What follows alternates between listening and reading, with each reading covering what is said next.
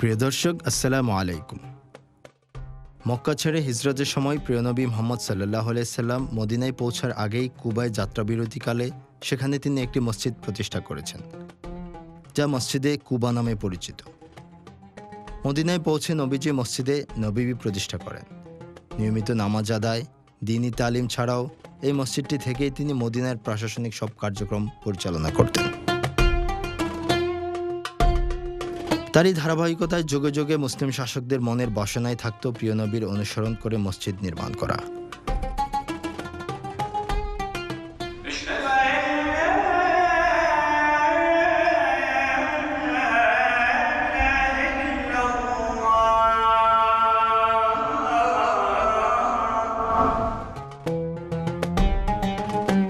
পৃথিবীর অনেক শহরের বড় বড় মসজিদ আমাদেরকে পূর্ববর্তীকালীন মুসলিম শাসকদের গৌরবোজ্জ্বল ইতিহাসের কথা স্মরণ করিয়ে দেয়।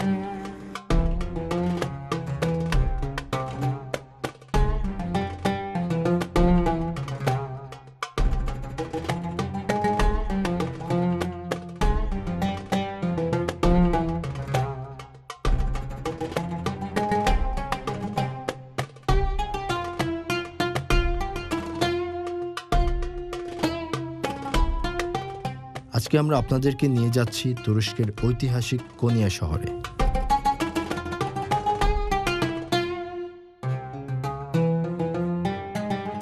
ইস্তাম্বুল থেকে আমরা টার্কিশ এয়ারলাইন্সের একটি ফ্লাইটে করে রওনা হয়েছি কোনিয়ার উদ্দেশ্যে।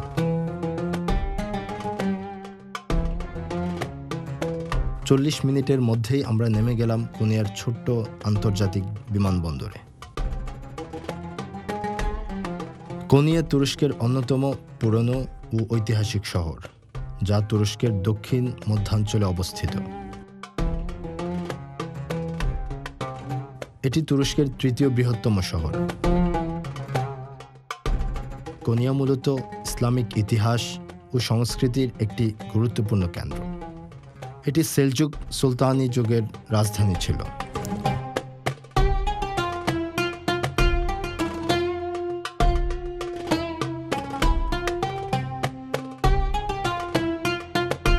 প্রিয় দর্শক, আজকে আমরা আপনাদেরকে নিয়ে এসেছি তুরস্কের কোনিয়া শহরের প্রাণকেন্দ্রে অবস্থিত ঐতিহাসিক সুলতান সেলিম জামিতে।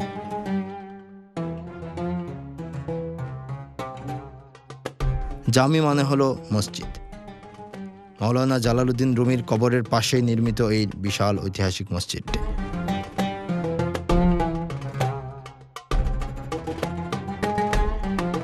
সুলতান সেলিম মসজিদ কোনিয়াতে অটোমান যুগের একটি উল্লেখযোগ্য মসজিদ। ঐতিহাসিক ও আধ্যাত্মিক গুরুত্বের কারণে এই মসজিদটি কোনিয়ার অন্যতম আকর্ষণীয় নিদর্শন হিসেবে পরিচিত। 1570 সালে মসজিদটি নির্মাণ করেন অটোমান সুলতান দ্বিতীয় সেলিম, যিনি ছিলেন সুলতান সুলাইমানের পুত্র এবং অটোমান সাম্রাজ্যের একজন গুরুত্বপূর্ণ শাসক।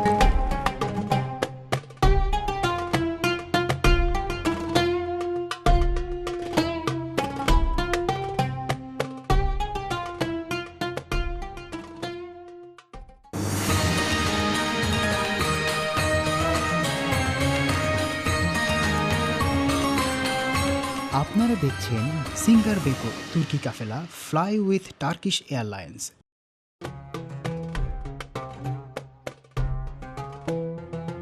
তার আমলে এই মসজিদ নির্মাণের মাধ্যমে কোনিয়া শহরের ধর্মীয় ও সাংস্কৃতিক গুরুত্ব আরও বৃদ্ধি পায়।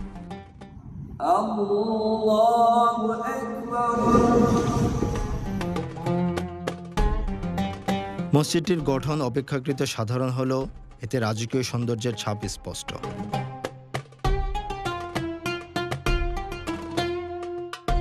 বিশাল কেন্দ্রীয় গম্বুজ, পাথরের শক্ত কাঠামো এবং দুটি সুউচ্চ মিনার মসজিদটির প্রধান বৈশিষ্ট্য।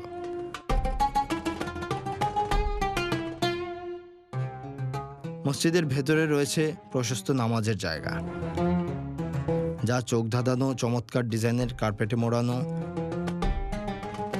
ওসমানী স্টাইলের মিম্বার এবং ঐতিহ্যবাহী ইসলামী নকশা দেখা যায়।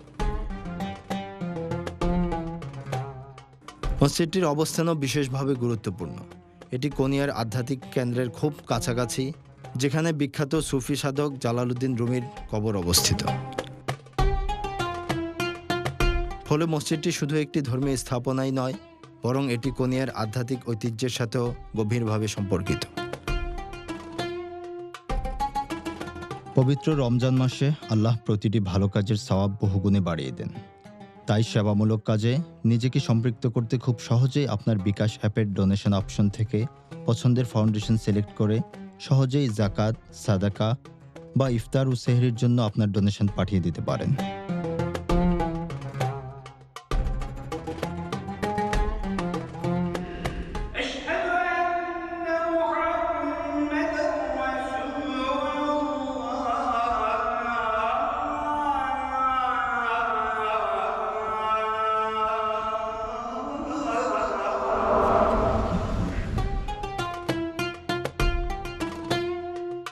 বর্তমানে সুলতান সেলিম মসজিদ স্থানীয় মুসল্লিদের জন্য একটি গুরুত্বপূর্ণ স্থাপনা এবং একই সাথে পর্যটকদের জন্য একটি ঐতিহাসিক আকর্ষণ। প্রতিদিন অসংখ্য দর্শনার্থী এখানে এসে অটোমান ইতিহাস, স্থাপত্যশৈলী এবং কোনিয়ার আধ্যাত্মিক পরিবেশের স্বাদ গ্রহণ করে। এর ঐতিহাসিক গুরুত্ব, স্থাপত্য সৌন্দর্য এবং আধ্যাত্মিক পরিবেশের কারণে সুলতান সেলিম মসজিদ তুরস্কের অন্যতম গুরুত্বপূর্ণ ঐতিহ্যবাহী স্থাপনার মর্যাদা লাভ করেছে। প্রিয় দর্শক, কোনিয়ার এই ঐতিহাসিক মসজিদ দেখতে দেখতে আমরা চলে এসেছি আজকের অনুষ্ঠানের শেষ পর্যায়ে। আগামীকাল আবার দেখা হবে নতুন পর্বে ঐতিহাসিক কোনো জায়গায়। ততক্ষণ ভালো থাকবেন। আল্লাহ হাফেজ।